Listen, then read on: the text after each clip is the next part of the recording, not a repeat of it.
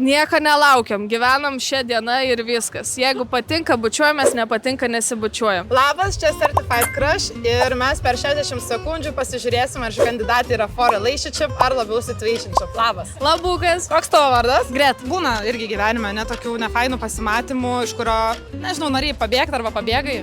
O jo, yra tokių buvę, kur tu susitinki su žmogum ir tu iš pirmos sekundės matai, kad nieko nebus, bet nenori apsisukti ir išeiti nieko nesakius. Tai dar atkinti valandėlę kitą, paskui tiesiog pradedi atmazus galvot. Relatable. Tavo svajonių, koks pirmas pasimatymas būtų? Saulėlydį, kaip aš myliu saulėlydžius, pažiūrėt, dar niekas nenusivedė, tai jeigu norit, tai visada galit. Svarbiausia, chill ir kad gerai jaustumėtės visi. Koks tavo horoskopo ženklas? Skorpionas. Mano irgi.